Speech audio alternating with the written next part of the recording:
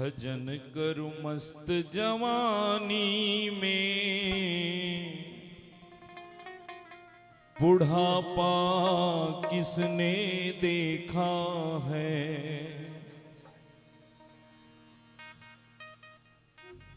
ज्यादातर लोग ये कहते हैं भजन करने का काम बुजुर्गों का है, बूढ़ों का है, लेकिन कौन जानता है ये शरीर बूढ़ा होने तक जिंदा रहे, जीवित रहे या ना रहे। इसलिए भजनकार कहते हैं कि भजन करो मस्त जवानी में, बुढ़ापा किसने देखा है। आइए इस भजन को सब लोग मिलकर के गाएंगे। सब लोगों को गाना है, सब लोगों को भजन गाना चाहिए। एक कहावत है कि ठंडे ठंडे पानी में नहाना चाहिए, और हम यही कहना चाहेंगे आप लोगों से, भजन चाहे एक लाइन आए चाहे दो लाइन आए, सबको गाना चाहिए। आइए इस पद को सब मिलकर के गाएं, दोहराएं।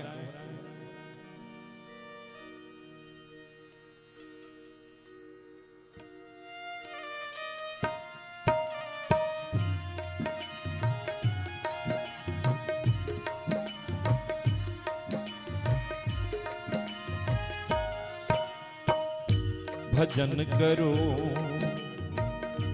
भजन करो, भजन करो मस्त जवानी में, बुढ़ापा किसने देखा है।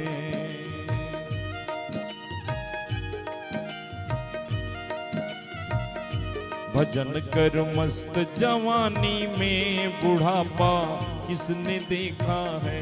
भजन करो मस्त जवानी में, बुढ़ापा किसने देखा है। बुढ़ापा किसने देखा है, बुढ़ापा किसने देखा है। बुढ़ापा किसने देखा है, बुढ़ापा किसने देखा है। भजन करो, भजन करो, भजन करो मस्त जवानी में, बुढ़ापा किसने देखा है। भजन करो मस्त जवानी में, बुढ़ापा किसने देखा है।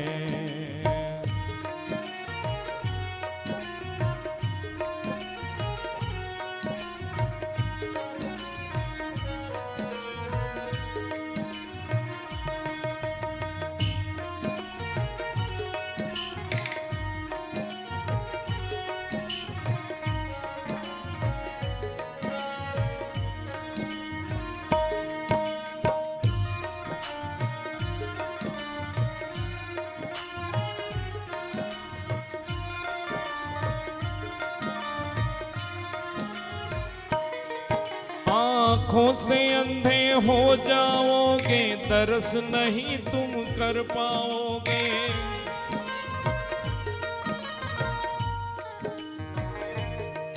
आँखों से अंधे हो जाओगे, तरस नहीं तुम कर पाओगे। दरस करो, दर्शन करो, दरस करो मस्त जवानी में, बुढ़ापा किसने देखा है। भजन करो मस्त जवानी में, बुढ़ापा किसने देखा है।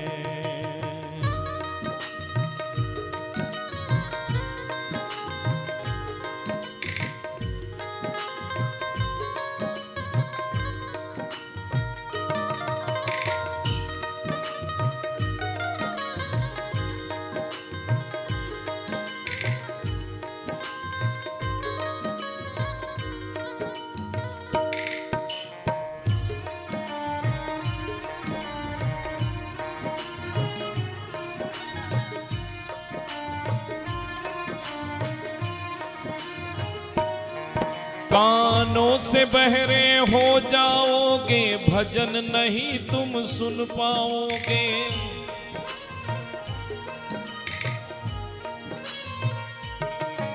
इस भजन में बताया गया है कि शरीर जब बूढ़ा होते चले जाते हैं तो शरीर में जो हमारी इंद्रियां हैं वो कमजोर होते चले जाते हैं।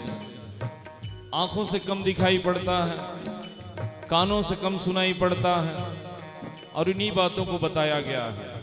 इसलिए जब आपका शरीर बढ़िया है, स्वस्थ है, तो भजन कर लो, सत्संग कर लो, साधु संतों का दर्शन करो, सेवा करो, स्वाध्याय करो, साधना करो।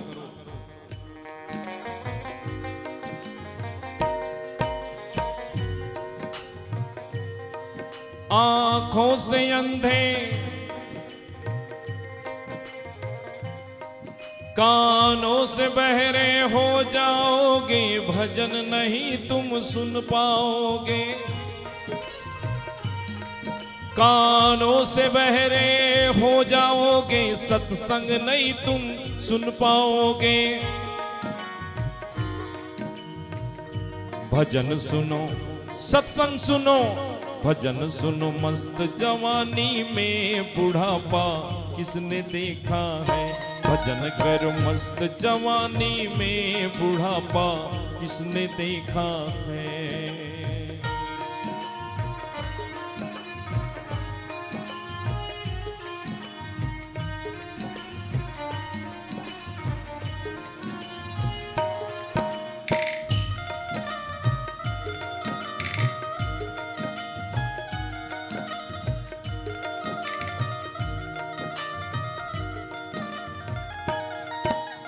जीभ से तुतले हो जाओगे, भजन नहीं तुम गा पाओगे।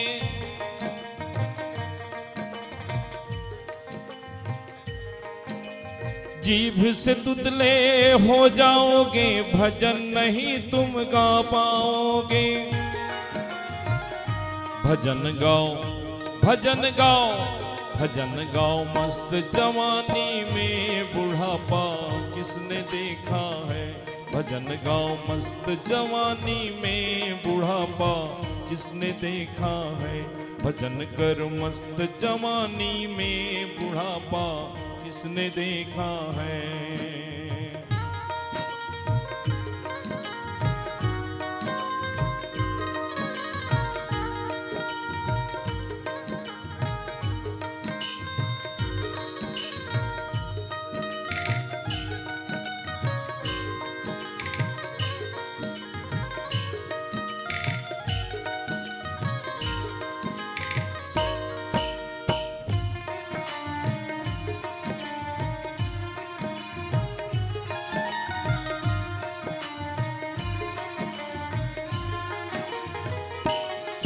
हाथों से लूले हो जाओगे, दान नहीं तुम कर पाओगे।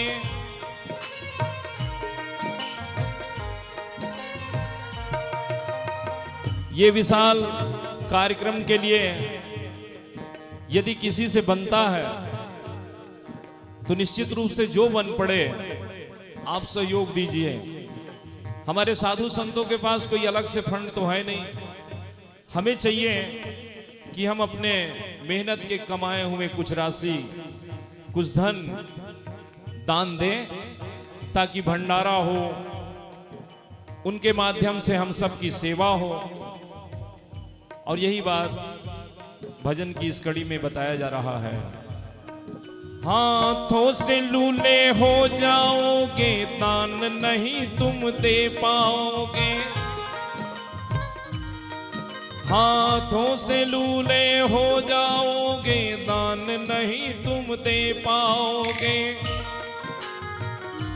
दान करो, सेवा करो, दान करो, मस्त जवानी में बुढ़ापा किसने देखा है। सेवा करो, मस्त जवानी में बुढ़ापा किसने देखा है। भजन करो, मस्त जवानी में बुढ़ापा किसने देखा है। बुढ़ापा किसने देखा है। बुढ़ापा किसने देखा है। बुढ़ापा किसने देखा है। प्रेम से बोलिए सदगुरु कबीर साहेब की, सदगुरु अभिलाष साहेब की, संत समाज की, भक्त समाज की साहेब बंदगी। हेलो, प्रेम से जय बोलो, चाहे प्रेम न हो तब भी जय बोलो, है ना। बोलते बोलते प्रेम हो ही जाएगा, लेकिन बोलो जरूर। काफी देर से भजनों का आनंद हम सभी ले रहे थे और आप लोग भी गुनगुना ही रहे हैं। वहाँ जहाँ है वहाँ से गुनगुनाने की आवाज आ ही रही है और कुछ लोगों की भुनभुनाने की भी आवाज आ रही है ना। तो मेरा निवेदन है कि आप लोग भुनभुनाना बंद कर दें, शांत हो जाएं और अब हम लोग विचार श्रवण करेंगे। भजन का आनंद हम कुछ देर के बाद फिर से लेंगे। इस समय भजनों के कार्यक्रम को स्थगित करते हैं, संतों के भक्तों के विचार श्रवण करेंगे। और आज परम पूज्य सदगुरु श्री अभिलाष साहेब जी की स्मृति में, देखिए उनका तो पूरा दिन ही स्मृति ही है, लेकिन एक विशेष रूप से एक योजना के तहत है कि एक दिन उनके नाम से परिचर्चा हो, उनके नाम से सत्संग का आयोजन हो। तो आज हम पूज्य गुरुदेव जी के संबंध में चर्चा करेंगे, उनकी याद करेंगे, उनके संस्मरण, उनके वाणी वचन पर परस्पर हम लोग कहना सुनना करेंगे। और जो भी आए, बहुत थोड़े थोड़े में हम बहुतों का सुनेंगे, और जो भी आज जिनका विचार न सुन मिले, कल भी है परसों भी है, सुनेंगे। तो मैं पूज्य गुरुदेव जी के संबंध में, उनके जीवन, उनकी कृतियां, उनके कर्तृत्व और उनके सिद्धांतों के संबंध में, या आप उनके संबंध में अपने संस्मरण क्या आप उनसे सीखे, बहुत सारी बातें हैं, लेकिन वो भी बहुत थोड़े समय में, बहुत थोड़े में आपको कहना है। तो इस परिचर्चा का प्रारंभ करते हैं। पूर्णिया से पधारे हुए हैं श्री विपिन बिहारी दास, सेवानिवृत्त शिक्षक हैं। आप आएं और गुरुदेव जी के संबंध में थोड़े से विचार रखें। वहाँ स्पीच स्टैंड है, वहाँ आप पहुँचे आराम, उसको स्पीच स्टैंड को आप ठीक करें। और भी हमारे संतजन हैं, सभी लोग इस पर ध्यान देंगे, बहुत थोड़े थोड़े में विचार सुनेंगे।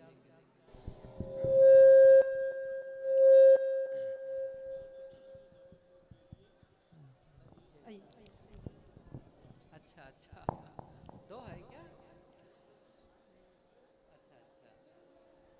हेलो, वार्षिक सत्संग समारोह में एक मिनट उपस्थित है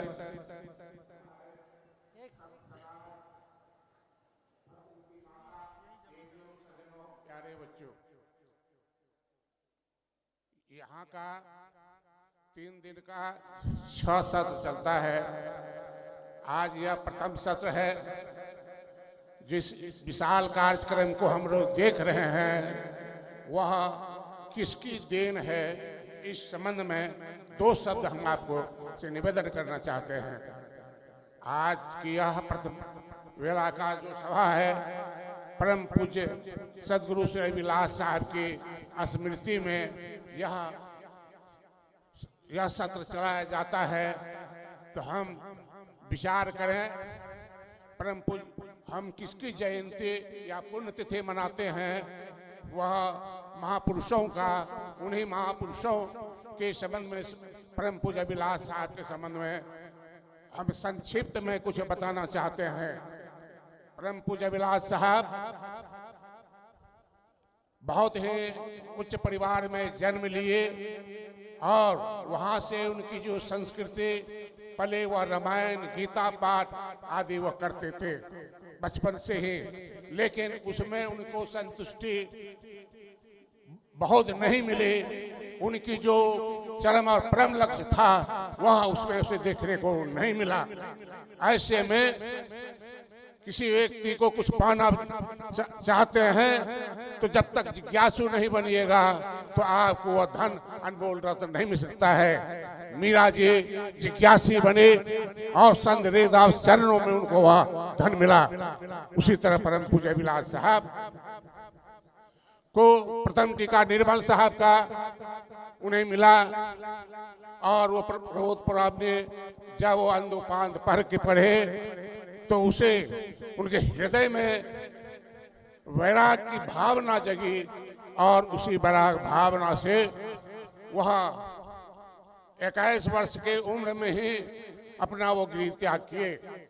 गृह त्याग करने के पहले परम पूज्य विलास साहब में एक दृढ़ संकल्प था।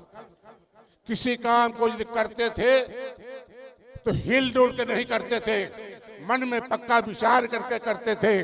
जब संकल्प करते थे उससे वो पीछे नहीं हटते थे और बड़ा ही मजबूत संकल्प के साथ वह गृह त्याग करके चले।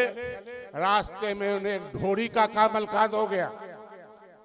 तो आप जानते हैं कबीर पंथी में आडंबर त्रिशूल वगैरह नहीं लगता है।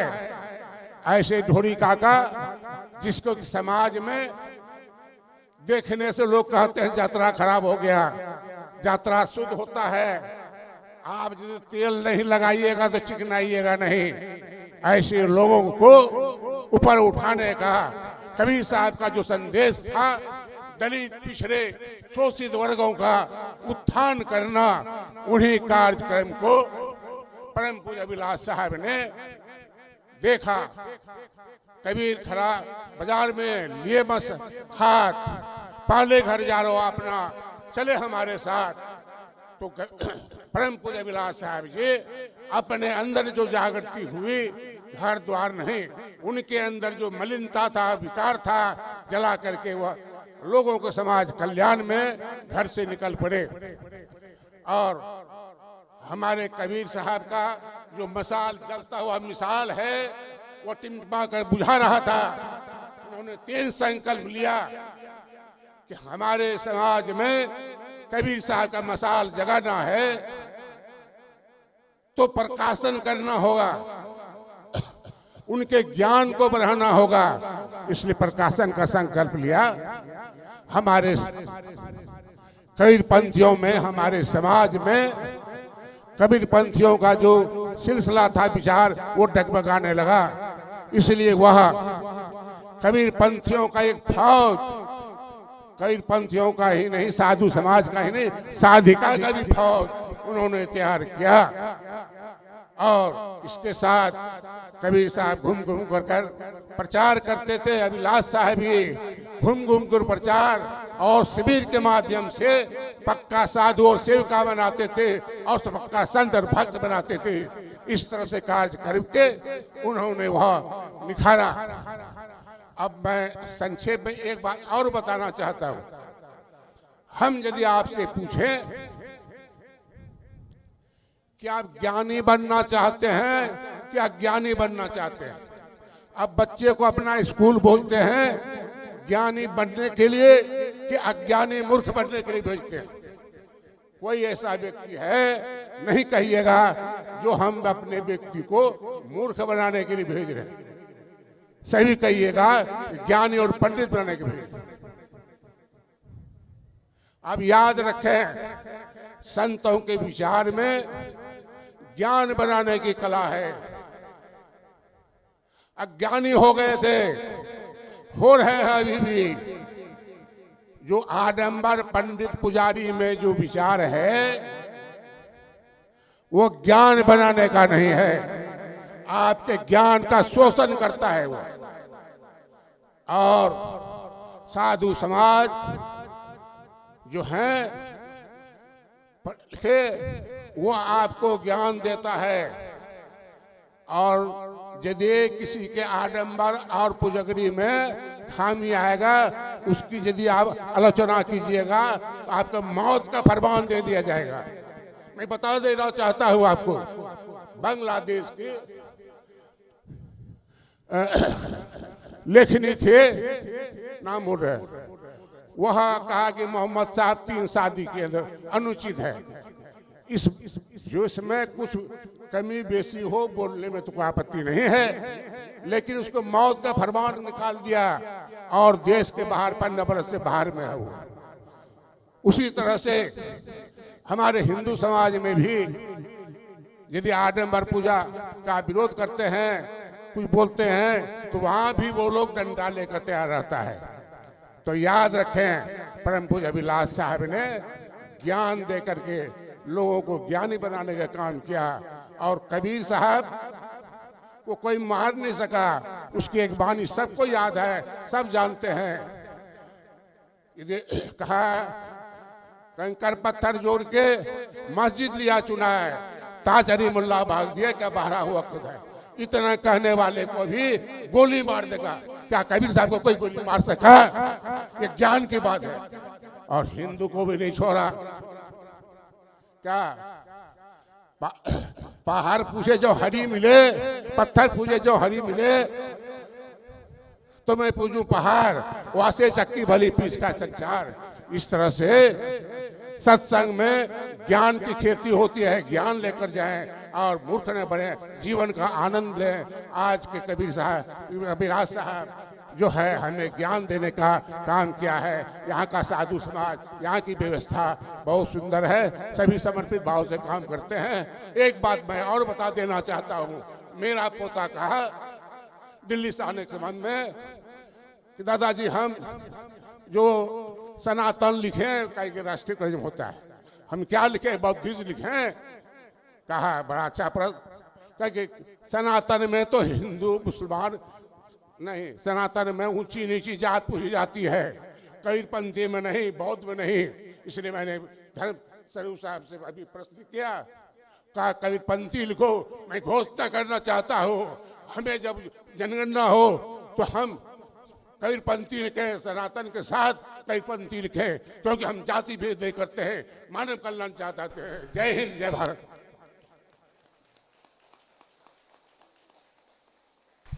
हेलो, बढ़िया। बूढ़ा शेर जब दहाड़ता है ना, तो फिर जंगल कांप जाता है। सही है ना?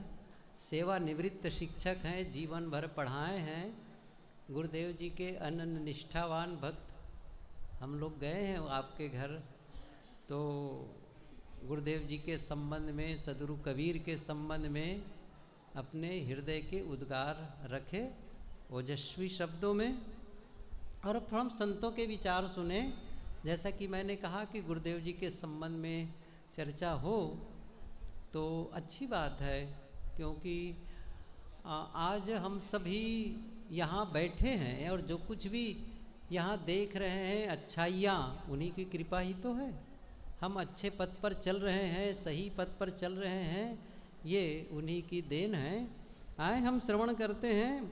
और मैं फिर से कह रहा हूँ, टाइम का लिमिटेशन है। थोड़े थोड़े में मैं निवेदन करता हूँ कि सब लोग अपने अपने विचार रखेंगे। यतीन्द्र जी उपस्थित हैं, थोड़ी देर के लिए अपने विचार रखें। यतीन्द्र जी।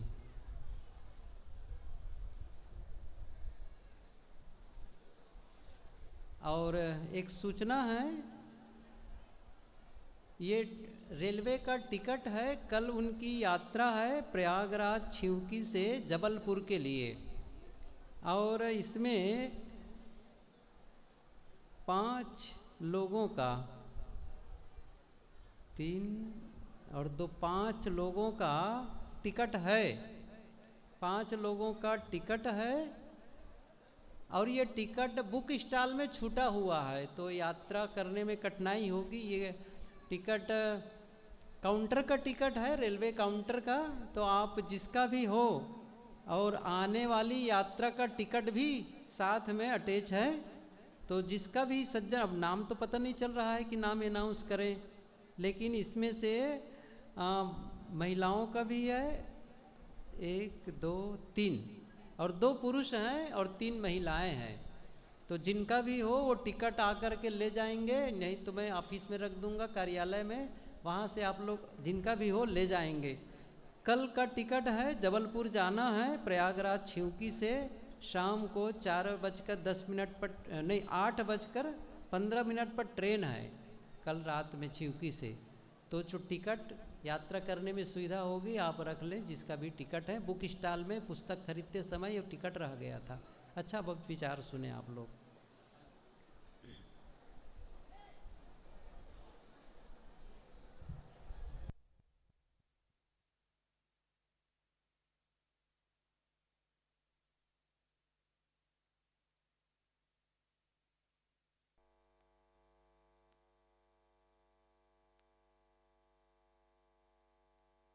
हेलो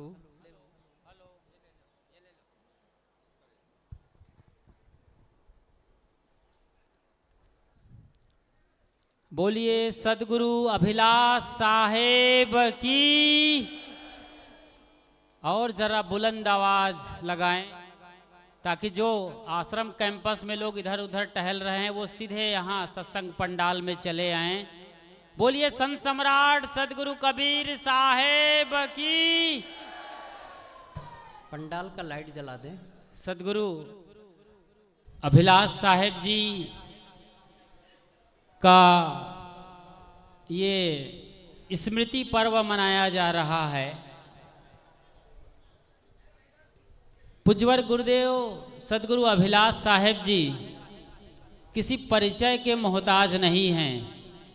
जब भी सदगुरु कबीर साहेब का नाम लिया जाता है, कबीर पंथ का नाम आता है, तो बड़े ही सम्मान के साथ सदगुरु अभिलाष साहेब का नाम आता है।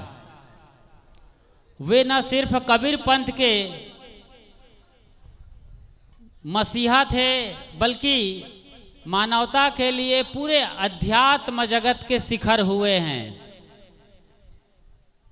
उनकी बचपन की एक घटना मुझे बड़ी प्रियकर लगती है। वो बैठे थे अपने गांव में, जब घर में थे तब की बात है। सोचिएगा, विचार करिएगा, आपकी जैसी उनकी हालत थी। जो आप सोचते हैं आज अभी बिल्कुल आपके ही कंडीशन में थे। दुकान पर बैठे थे, एक बाबा जी उधर से गुजर रहे थे। उनके सामने से सफेद पोशाकधारी एक संत गुजर रहे थे। कहीं ना कहीं उनके अंदर प्यास रही होगी, वो दौड़कर उनके पास गए और उनसे कहा कि बाबा जी मैं तो बंधन में हूँ, आपको भी लगता है तमाम बंधनों में बंधे हुए हैं। तो उस बाबा जी ने जब ये कहा साहब ने कि मैं बंधन में हूं, तो उनके पूरे शरीर को रगड़ कर देखा। यहाँ सिर के हिस्से से ऐसे रगड़ना शुरू किया, बराबर उनके कपड़ों को, और घुटने तक रगड़ डाला। कहा बेटा कहीं बंधन तो दिखता नहीं है, न कहीं रस्सी है न कोई जंजीर है, तुम आखिर कैसे बंधे हुए हो। फिर उन दोनों के बीच में और भी बातें हुई और कहा बाबा जी आप समझ रहे हैं मेरी बातों को। और जो भी बातें हुई उन बातों ने ऐसा चमत्कार किया कि बाद में उनके गुरु कहलाने वाले सदगुरु राम सूरत साहेब जी को ये मौका मिला कि बालक राम सुमिरन शुक्ल के घर में जाने का बड़ा अवसर आया। जब उनके घर में गए गुरुदेव जी, जिनका नाम राम सुमिरन शुक्ल रहा है घर में, तो उन्होंने देखा कि जिस कमरे में उन्हें बिठाया गया उस कमरे में राम सूरत साहेब जी अयोध्या वाले, जो उनके बाद में गुरु हुए, उन्होंने देखा कि एक खूंटी पर 108 दाने की माला टंगी हुई है और एक बड़ी आसनी है, और स्वयं राम सुमिरन शुक्ल जी बड़ी लंबी चोटी वाले रहे हैं, पंडित खानदान में पैदा हुए थे, पूरे पांडित्य के रंग में रंगे थे। उन्होंने कहा बेटा ये 108 दाना का माला ये कौन क्या होता है इसमें। कहा गुरुजी मैं इसी आसनी पर बैठता हूँ। ये आसनी आप देख रहे हैं करीब करीब इसी तरीके की आसनी रही है उनकी। उन पर कहा कि मैं बैठता हूँ और 108 दाने के माला को इसी पर सरकाता हूँ, राम राम करते करते। तब गुरुदेव जी ने कहा, सदगुरु राम सूरत साहेब ने, कि बेटा इसी ने मुझे यहाँ तक लाया है। ये बहुत बड़ी क्रांति की बात है। आप लोग जो अभी पूजा कर रहे हैं, अभी दुर्गा पूजा किया, किसी ने गणेश पूजा किया, या और भी देवी देवताओं को पूज रहे होंगे जो अभी अभी शुरू हो रहे हैं कबीर पंथ में, तो पूजा व्यर्थ नहीं है। आप सही तरीके से पूजा करिए। यही पूजा, प्रार्थना, अनुष्ठान और जो भी आप करते हैं कर्म कांड, एक दिन ऐसे ही जैसे सदगुरु का पूरा जीवन बदल गया, वो सदगुरु जो बालक राम सुमिरन शुक्ल के नाम से जाने जाते रहे, अपने घर और गांव में शिव, ब्रह्मा और विष्णु की बड़ी पूजा करते रहे, कबीर पंथ के गुरुओं को लताड़ते रहे कि ये लोग भगवान नहीं मानते, इनसे ना मुलाकात हो, ना मिलना हो। देखिए जब उनके गुरु मिले तो सारा काया कलप हो गया, सारी दुनिया पलट गई, और वो कबीर साहब के रंग में इतने रंग गए कि आज भी लोग जो उन्हें जानते हैं, उनके साथ जिए हैं, उन्हें उनके ज़माने में जीवित सदगुरु कबीर कहा करते थे। तो ऐसे क्रांतिकारी संत हुए हैं सदगुरु अभिलाष साहेब जी, जो अपने जीवन यानी रहनी, कथनी, करनी और रहनी से पूरे समाज को आंदोलित किए। यहाँ से दूर अयोध्या में उनके गुरुदेव रहते थे, सरयू किनारे। उन्होंने कबीर पंथ का काखा गा सीखा, और जब सीख गए तो फिर यहाँ गंगा किनारे आकर बैठे प्रीतम नगर में 1976 के साल में। तब भी कॉलोनी वाले उन्हें लताड़ते थे, ये मुड़िया बाबा कहाँ से आ गए हैं, रोज हमसे भीख मांगेंगे, चंदा मांगेंगे। गुरुजी ये बातें अपने कानों से, अपने नज़रों के सामने सुना करते थे। सोचिए क्या उनकी हालत हुई होगी। पूज्य धर्मेंद्र साहब जी से मैंने चर्चा किया तो वो बताते रहे कि हम लोग कुछ हफ्तों तक गेहूं भी उबाल के खाते रहे, आटा नहीं था और कुछ अनाज नहीं था तो गेहूं उबाल के खाए।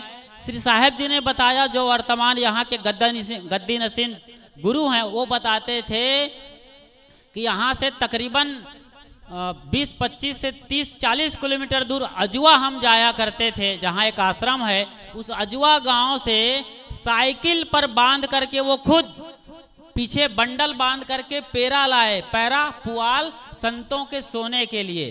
तो किस दौर से हम लोग गुजरे होंगे हम कल्पना भी नहीं कर सकते हैं। और आज हम उन्हीं सदगुरु की छत्र छाया में, भव्य आसियाने में बैठकर, एक जमाना था जब सामियाने में वहाँ उस कैंपस में सत्संग हुआ करता था। आज हमारे गुरु भाई जो यहाँ पर करमचंद, धनंजय, रामेश्वर साहब जैसे लोगों ने ये संभाला, गुरछेम साहब और कृपा शरण साहब और स्वयं गुरुदेव जी, इन सब से मिलकर एक कायाकल्प जो किए हैं, ये बड़ा अद्भुत है और एक मिसाल है। पूरे कबीर पंथ में इतना बढ़िया व्यवस्थित ना तो पंडाल लगता है, ना भोजन व्यवस्था होती है, ना इतना कायदे और करीने के साथ कहीं पूरे भारत में और भारत के बाहर कोई कबीर पंथ का आश्रम है जहां इतने सिस्टेमेटिक ढंग से ये सारा समायोजन किया जाता है। और ये सब कुछ हुआ है गुरुदेव जी के उस दहशत भरी या कहें उस महान मतलब क्रांतिकारी आंदोलन के जरिए जो उन्होंने अपने जवानी और शुरुआती दौर में झेला। आज हम बड़े आराम से बैठकर ये सब कुछ देख रहे हैं, सुन रहे हैं, समझ रहे हैं। बस एक छोटी सी प्रार्थना है, हम उनके साहित्य को पढ़ें, उनके गुरुजनों को, उनके चेले और उनकी चेलियों को हम सुने और अपने जीवन में अंगीकार करें उनके आशीर्वचनों को, और ऐसे ही करते हुए अपने जीवन को धन्य बनाते हुए कल्याण और मोक्ष के मार्गी बने। इन्हीं शुभकामनाओं के साथ आपके भीतर बैठे गुरु के उस परम आत्मा को प्रणाम। साहेब बंदगी साहेब। बहुत बहुत धन्यवाद। धन्यवाद इसलिए कि आप बहुत सुंदर विचार दिए। धन्यवाद इसलिए कि आप जल्दी बंद कर दिए मतलब समय से बंद कर दिए। अच्छा लगा, क्योंकि आप अललधक प्रवक्ता गुरुदेव जी कहा करते थे, लंबे समय तक बोल सकते हैं, अपने विषय का प्रतिपादन कर सकते हैं, लेकिन अपने विषयों को रिड्यूस करके, संक्षिप्त करके थोड़े में प्रस्तुत किए, इसके लिए धन्यवाद। और अब हमारे गुरु भाई हैं श्री सरल साहब जी, बहुत पुराने साथी हैं हमारे। मेरा निवेदन है कि थोड़ी देर के लिए आप भी कुछ कहें। श्री सरल साहब जी अयोध्या आश्रम में साथ साथ रहा करते थे।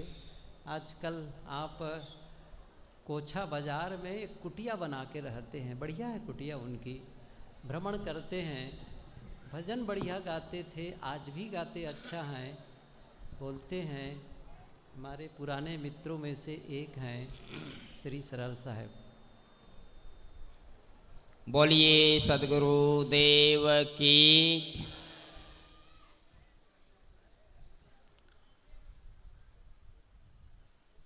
पूजनीय संत समाज, आदरणीय भक्त सज्जनों, श्रद्धा मूर्ति देवियों, धरती पर खेलने कूदने वाले प्यारे प्यारे बच्चों, आज हम सब सदगुरु श्री अभिलाष साहब जी के पुण्यतिथि के अवसर पर एकत्रित हैं, संतों के दर्शन कर रहे हैं, विचारों से लाभान्वित हो रहे हैं, भजनों का आनंद ले रहे हैं। मेरे लिए भी आज्ञा हुई है। मैं सन 83 में परम पूज्य गुरुदेव श्री अभिलाष साहब जी का दर्शन किया। सदगुरु श्री रामसूरत साहब जी के साथ में निकला हुआ था, लेकिन सुनता था कि मेरे जन्मभूमि में एक सज्जन थे अवधराम जी, वो कहते थे कि श्री अभिलाष साहब जी चलते चलते एक पुस्तक लिख लेते थे, यात्रा करते करते एक ग्रंथ की रचना कर देते थे। मुझे मेरे अंदर से बड़ी लालसा हुई आपके दर्शन के लिए, और गुरुदेव जी से छुट्टी लेकर के दर्रा आश्रम है छत्तीसगढ़ में, वहाँ गया। और जब साहब जी से मिले तो उनके तो शकल को देख करके ही, उनके चेहरे को देख करके ही, चमकता हुआ ललाट को देख करके मैं धन्य हो गया। गुरुदेव जी के पास बैठा, उन्होंने मुझे एक ब्रह्मचर्य जीवन, कल्याण पथ और वैराग्य संजीवनी, ये 3 पुस्तक दिए। मैंने सोचा कि आज कितना बड़ा सौभाग्य है कि ऐसे महापुरुष के पास बैठ करके उनके हाथ से प्रसाद रूप में एक ये सद्ग्रंथ मिला। पूज्य गुरुदेव जी वैराग संजीवनी में लिखते हैं, मौत प्यारी मौत मेरे सामने आया करो। कितनी बड़ी बात है कि मनुष्य जब से होश में आता है, व्यवहार के क्षेत्र में कार्य करते हैं, धन इकट्ठा करने के लिए कहाँ कहाँ जाते हैं, मेहनत करते हैं, लेकिन सत्संग और स्वरूप का स्मरण करने के लिए समय नहीं निकाल पाते। हर व्यक्ति हाय हाय की लालसा में परेशान रहते हैं। 10 रुपए कमाने वाला व्यक्ति 20 रुपए की कामना करता है, 50 की कामना करता है, 100, 1000 की कामना करता है, लाख और करोड़ की कामना करता है, लेकिन उनकी भूख कभी मिटती नहीं। सज्जनों, किसी संत ने कितना बढ़िया कहा, जो 10, 20, 50 भये, सत होय 1000 तो लाख मंगेगी, कोटि अरब्य खरब्य असंख्य, पृथ्वीपति होने की चाह जगेगी।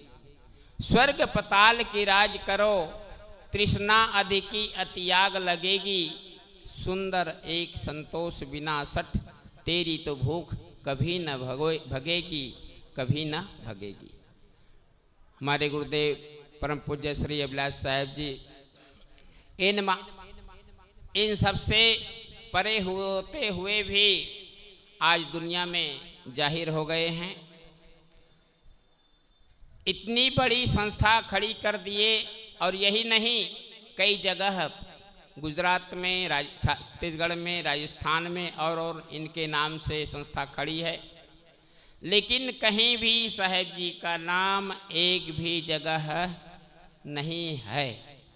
ये सबसे बड़ी बात यही है, मौत को याद करना, अपने स्वरूप का याद करना, क्योंकि मृतक शरीर नाश सब भांति, तही अपनाए कौन कुशलाती। ये शरीर रोज मर रहा है, इसको अपनाने से क्या फायदा है।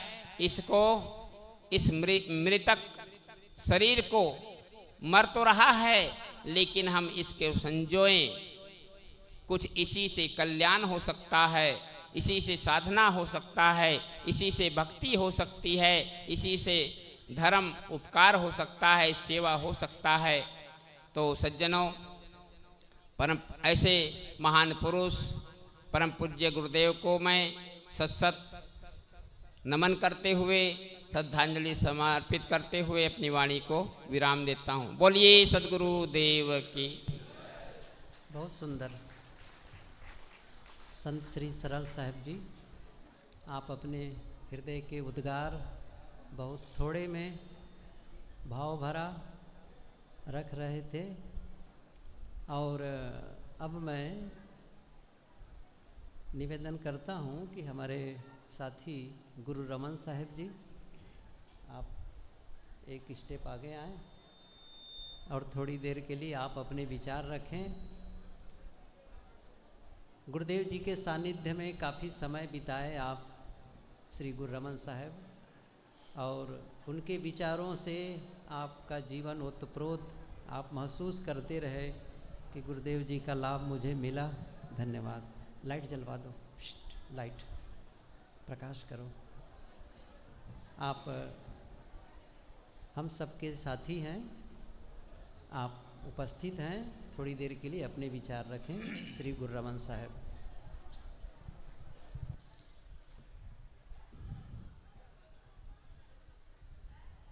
अर्चनी वंदनी मुदमंगलमय संत समाज, सत्संग प्रेमी बंधुओं एवं श्रद्धा मूर्ति देवियों,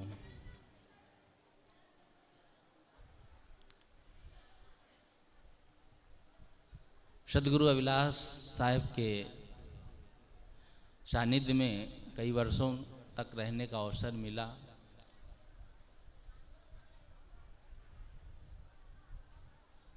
एक बात जीवन में देखा गया कि जब संपत्ति, धन, ऐश्वर्य बढ़ता है तो आदमी भूल जाता है, लेकिन सदगुरु अभिलाष साहब इन सब चीज़ों से बहुत परे थे। एक आश्रम की बात है, यहाँ के संत भ्रमण करते हुए उस आश्रम पर पहुँचे तो वहाँ पर उन्होंने चर्चा किया कि साहब को सब रुपया पैसा इससे कोई बहुत मतलब नहीं रहता है, काम तो सब होता है, और लेकिन वो एक बहुत इसमें अपने को जोड़ते नहीं हैं। तो उस मठ के महंत ने कहा कि ये तो हो ही नहीं सकता है, इतना कुछ होते हुए, इतना ऐश्वर्य होते हुए आदमी अपने को बिल्कुल असंग रखे, प्रभावित ना हो, ये नहीं हो सकता है। मैं बहुत छोटा था जब सुना तो मैं उस समय तो समझ नहीं पाया, लेकिन गुरुदेव जी के जब सानिध्य में रहने लगा तो ये सब महसूस किया। वो कितना इससे परे रहते थे, धन का मूल्य नहीं। वो कहा जाता है ना, धन तो केवल तन गुजर के वास्ते है, पर विचारो शांति के क्या रास्ते हैं। उन्होंने शांति का ही रास्ता जीवन भर अपनाया। मुझे भी अपने जीवन का संस्मरण याद आया। मैं बहुत सौभाग्यशाली हूँ कि बचपन में ही उनके दर्शन और उनका सानिध्य मिला। ये 1987 की बात होगी।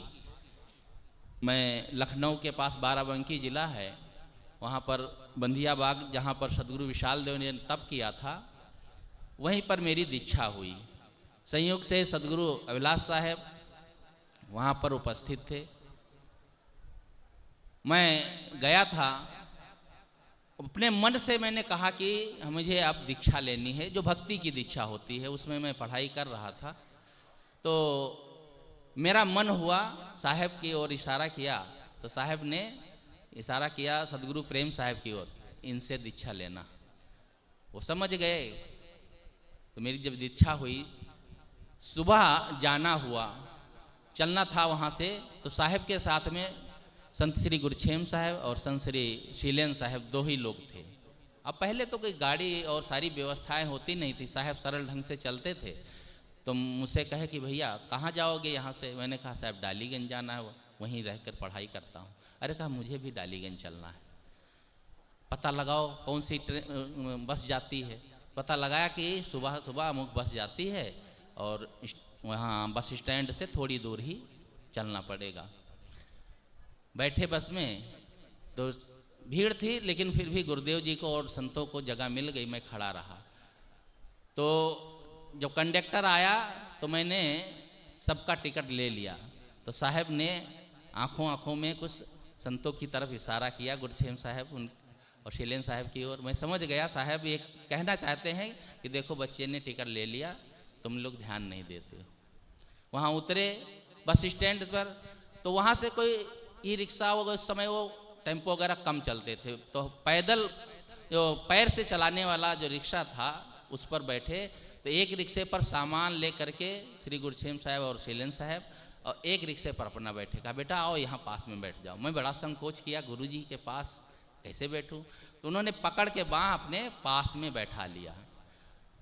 वहाँ से जब डालीगंज पहुँचा तो जैसे ही मैंने जेब में हाथ डाला, बस तुरंत उन्होंने हाथ पकड़ लिया और कहा अब तो लड़ाई करना पड़ेगा।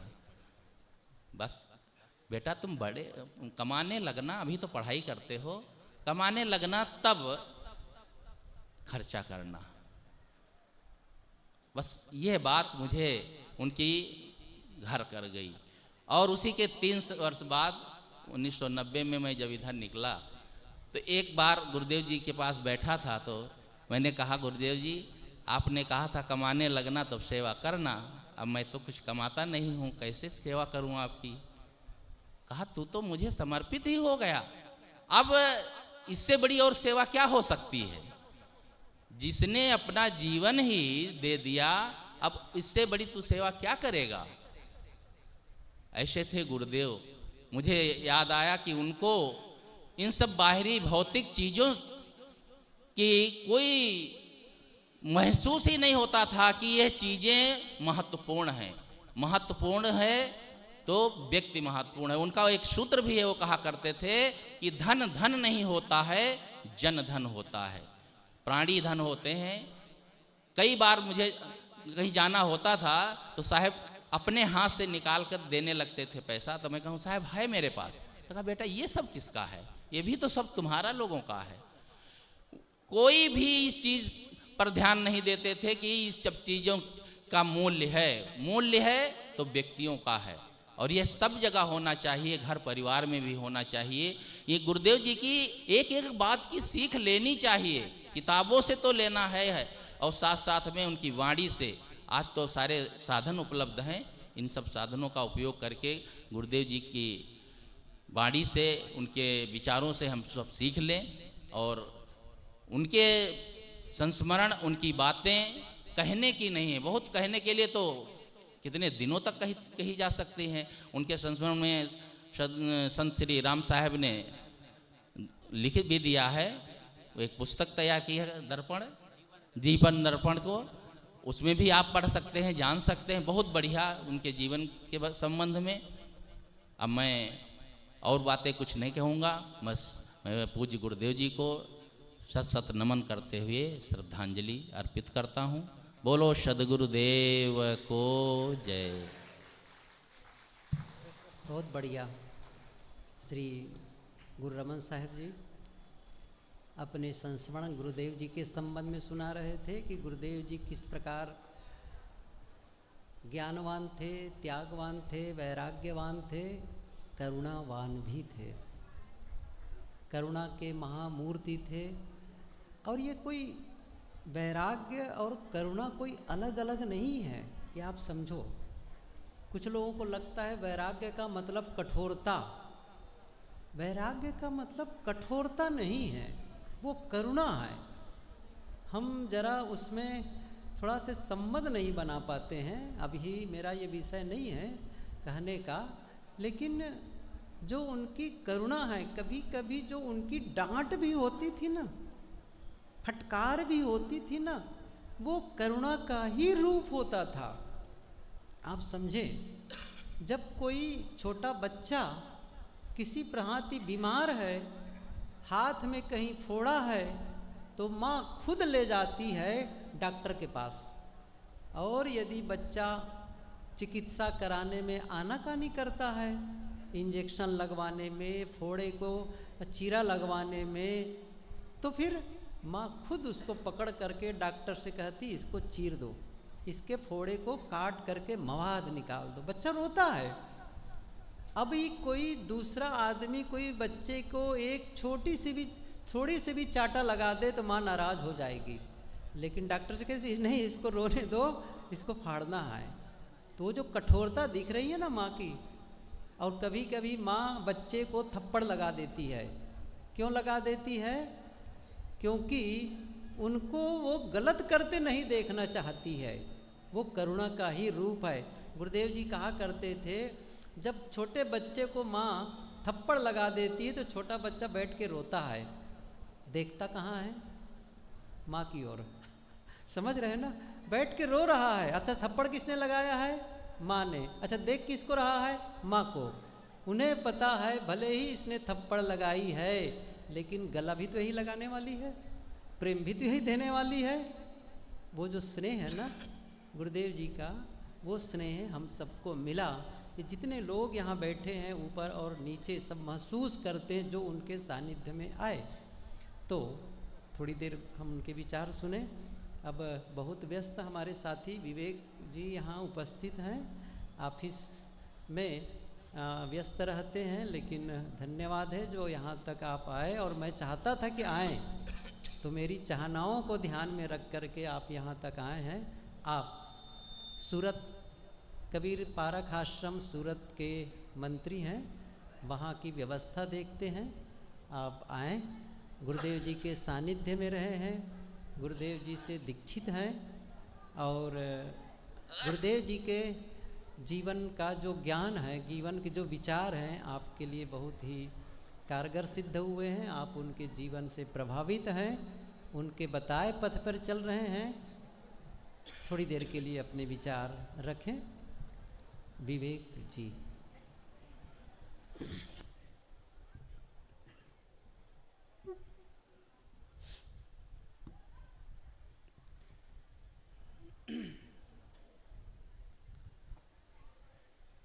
बोलिए सदगुरु अभिलाष साहेब की जय। पूज्य श्री साहेब जी, मुद मंगल में संत समाज, सम्माननीय सज्जनों, श्रद्धा मूर्ति माताओं, बहनों, प्यारे बच्चों,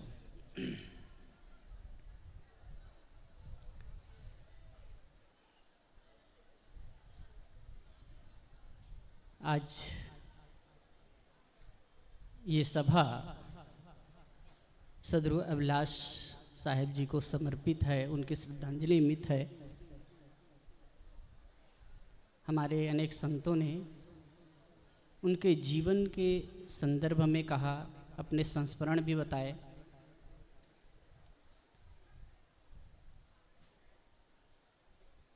मैं और ज़्यादा तो नहीं जाऊंगा। उनके जो सहज उपदेश थे, जैसे सेवा, सत्संग, स्वाध्याय और साधना। सेवा, सत्संग, स्वाध्याय और साधना, ये चार बातों में जीवन का साफल्य देखते थे, जीवन की सफलता देखते थे, बहुत ही महत्वपूर्ण।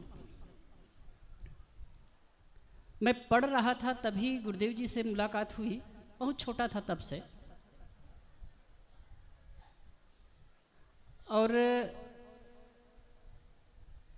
एक दक्षिण भारत के संत हुए महर्षि रमण, जानते होंगे शायद आप लोग।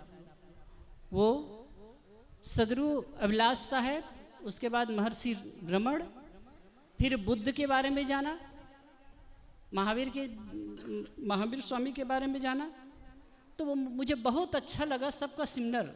फिर साहेब जी के बारे में, और उनके जो बड़े साहेब जी हैं, बड़े साहेब जी हमारे दादा गुरु सदगुरु राम सूरत साहेब, उनकी पुस्तक विवेक प्रकाश, उसके नाम पर ही मेरा नाम रहा, विवेक प्रकाश। अब प्रकाश हट करके विवेक रह गया है। तो जीवन में जैसे कि यहाँ आए, आश्रम में आए, गुरुदेव जी को बिल्कुल नज़दीकी से देखा। उन्होंने जो जी करके बताया, अभी हम लोग सुन रहे थे, सेवा, सेवा से चित्त शुद्ध होता है। ये वाक्य आप लोग कई बार सुने होंगे, सेवा से चित्त शुद्ध होता है। एक बार गुजरात में एक जगह जाना हुआ, तो एक संत ने कहा कि जब गुस्सा आए, ब्रह्म वेदांत जी, उनसे मिला हूँ, गृहस्थ संत है, बड़े अच्छे, ओशो के फॉलोअर से सैकड़ों की संख्या में उनके आश्रम में लोग रहते हैं। कि गुस्सा आए तो झाड़ू लगाना, गुस्सा आए तो झाड़ू लगाना, गुस्सा शांत हो जाएगा। सचमुच में हम अगर देह से सेवा करते हैं, मन में सेवा की भावना है, तो चित्त शुद्ध होगा ही। गुरुदेव जी ये वाक्य हमेशा दोहराया करते थे, सेवा के बिना चित्त शुद्ध नहीं हो सकता। अगर चित्त की शुद्धि चाहिए तो सेवा आवश्यक है, और सेवा से ही महान होते हैं।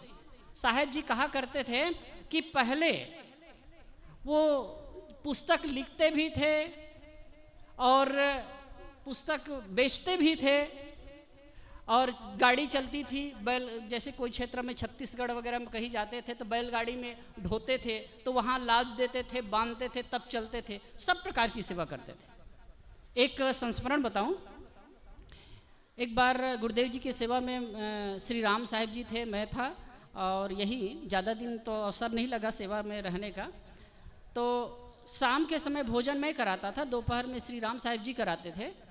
तो जब भोजन कराने के लिए मैं लाया और भोजन दिया, तो शाम को मैं कम करता था, तो जो बचा उसको मैं प्रसाद रूप में ले लूँगा, ऐसे सोच करके।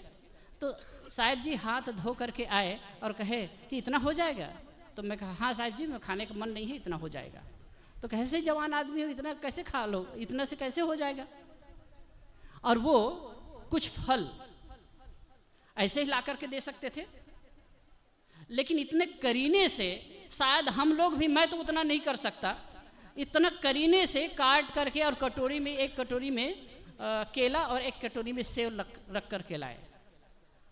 तो जो भी करते थे एकदम करीने से करते थे और वही सीख देते थे। कई बार होता था जैसे हम लोग ऐसे पहने हैं और ये निकल गया पीछे बांधने वाला, तो क्या पूछड़ी कैसे निकली है, वो स्वयं खोजते थे। सेवा से चीज शुद्ध होता है। और एक उनका सूत्र भी है, एक है, आप बीजक मंदिर में जाके देखेंगे, देह क्षेत्र में कर्म प्रवणता, मन प्रदेश में अचल समाधि, जीवन का साफल्य यही में, जब मानस होवे निर्बाध। अगर हम सेवा में लगेंगे,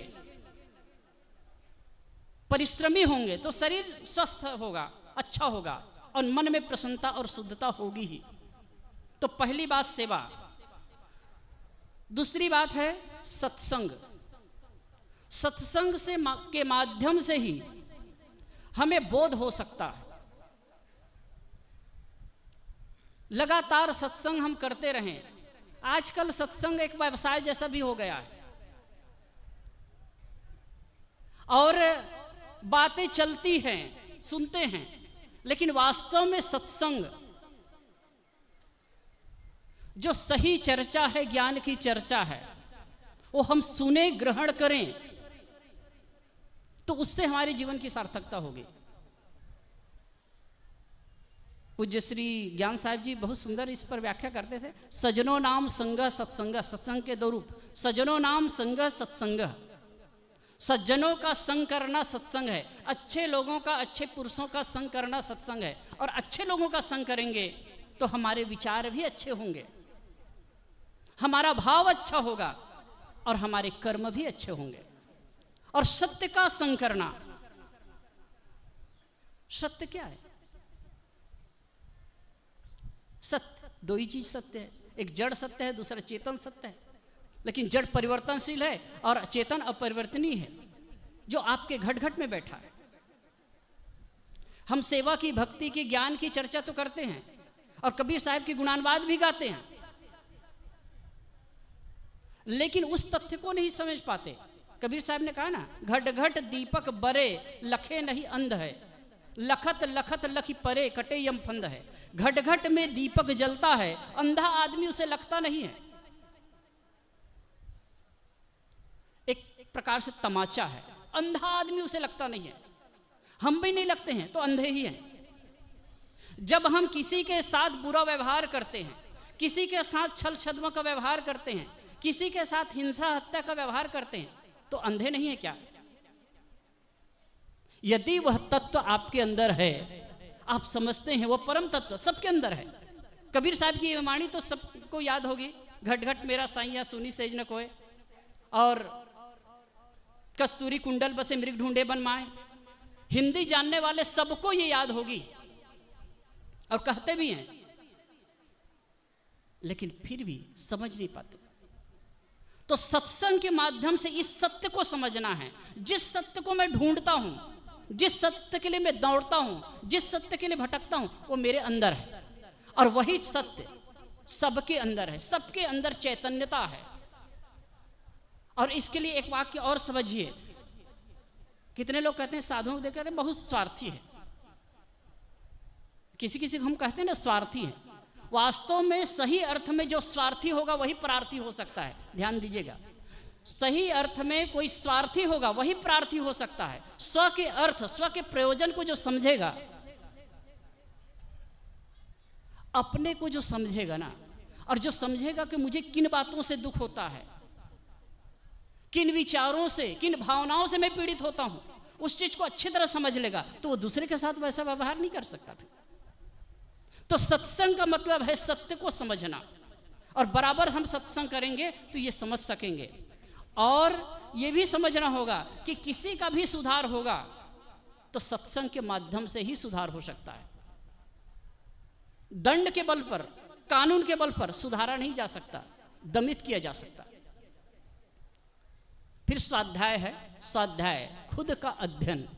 स्वाध्याय का मतलब ग्रंथों का अध्ययन भी होता है, पुस्तकों का अध्ययन। गुरुदेव जी के बारे में हमने सुने हैं कि कुछ दिन वो कुछ महीने पहली क्लास में गए, कुछ महीने दूसरी क्लास में गए, और उतने से वो बहुत कुछ कर गए। उतने से नहीं, उन्होंने अध्ययन किया। अध्ययन के बल पर समाज को इतने साहित्य दे सके, इतने विचार दे सके, एकदम स्वतंत्र विचार, क्रांतिकारी विचार। तो स्वाध्याय की आवश्यकता। स्वाध्याय सदग्रंथों का अध्ययन, और दूसरा स्वाध्याय है अपने आप का, अपने मन का अध्ययन, अपने जीवन का अध्ययन। अगर हम दो काम करने लगे तो अपने जीवन में भी परिवर्तन आएगा और जीवन की तरक्की होगी। और चौथी बात है साधना। साधना भी बहुत आवश्यक है। गुरुदेव जी इस पर बारंबार जोर देते थे, और वो कहते थे, यहां उम्र वाले भी हैं, कहते कि 60 के ऊपर वाले हैं, उनको कम से कम 1 घंटा ध्यान में बैठना चाहिए। तो कितने महात्मा लोग तो ये भी कहते हैं, अरे ध्यान व्यान क्या करना। एक महात्मा कह रहे थे, जिसका मन चंचल हो वो ध्यान करे। एक शिविर में मैं था, मैं खुद संचालन कर रहा था, तो आए और अपने आप को बड़ा क्रांतिकारी मानते हैं, जिसका मन चंचल हो वो ध्यान करे। तो मैंने कहा कि इसका मतलब है जो ध्यान करते उसका मन चंचल है। ध्यान क्या है? अपने में ठहरना, वर्तमान में होना। दुख सुख दुख के द्वंद्व में हम तभी तक झूलते हैं, तभी तक उलझते हैं, जब तक हमारा मन चंचल है। भूत और भविष्य में इसी में डोलता रहता है, पेंडुलम की भांति। कुछ क्षण ऐसा निकालिए कि ऐसा हो कि आप कुछ भी मत करें।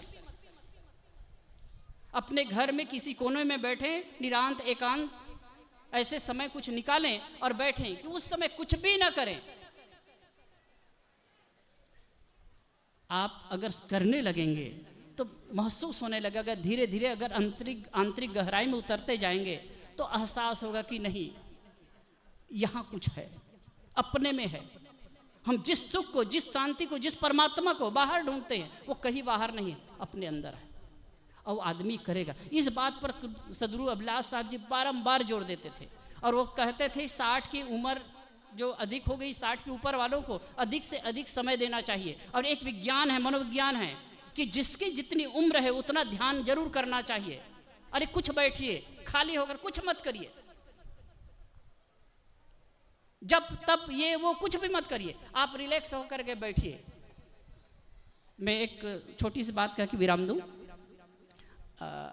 अभी मैं जूनागढ़ गया था कुछ समय पहले, तो वहाँ कुछ बच्चे लोग आए तो उसको मैं योगासन करा रहा था, प्राणायाम करा रहा था। तो उसी में एक 9 साल का बच्चा था।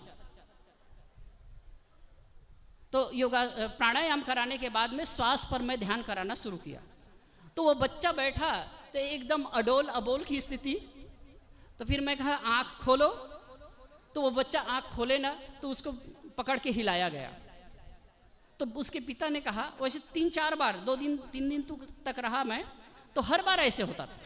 तो उसके पिता ने कहा साहब आप जो बताए हैं उस हिसाब से इनको ध्यान मैं करता हूँ, इनको कराता हूँ, तो जब भी कराता हूँ तो बिना हिलाए डुलाए वो उठता ही नहीं है। तो मुझे डर लगता है कि अगर कहीं वो ध्यान में चला जाए और उठे ही ना तब। तो हर आदमी को करना चाहिए। अब उनको मैं पूछा कि बेटा कैसे लगता है, तो कहे साहब बहुत अच्छा लगता है। और वो जब भी बैठा है एकदम मौन, एकदम गहराई से बैठता था और एकदम अडोल अबोल की स्थिति होती थी उनकी, तो उनको हिलाना पड़ता था तब उठता था। तो अगर वास्तव में आंतरिक शांति की अभिप्सा है, चाहत है, तो आप ये करिए। तो गुरुदेव जी के ये 4 सूत्र, सेवा से चित्त शुद्ध होता है, चित्त ही शुद्ध नहीं होता, शरीर भी स्वस्थ होता है। स्वाध्याय से ज्ञान की वृद्धि होती है, सत्संग से यथार्थ बोध होता है, और साधना से मन की शांति, जिसको हम चाहते हैं, जिसके लिए प्रयत्नवान हैं, वो उपलब्ध होता है। तो इन 4 बातों पर, इन गुरुदेव जी के 4 सूत्रों पर हमको ध्यान देना है और उसको जीवन में अप्लाई करना है। यही उनके प्रति सच्ची श्रद्धांजलि होगी। और आप सबको धन्यवाद देते हुए अब पूज्यवर गुरुदेव जी की याद में अपनी श्रद्धा सुमन समर्पित करते हुए अपनी बात को विराम देता हूँ। बोलो सद्गुरुदेव की। बहुत बढ़िया।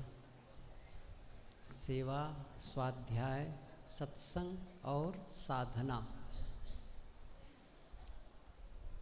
कोई भी इस प्रकार अपने जीवन में धारण करे तो जीवन का कल्याण स्वाभाविक है।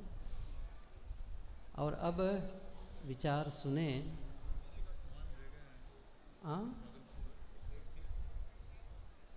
श्री किशन साहब भागलपुर बिहार वाले, बैग झोला बीजक मंदिर में, किसी का सामान, नाम तो लिखे हैं किशन साहब का, तो बैग है ऑफिस में रखा है बीजक मंदिर में, सही है ना, उसको लेना है, ये कुछ अस्पष्ट है। तो बहरहाल ये बैग के संबंध में संदेश है, बीजक मंदिर में है, वो जाके ले सकते हैं।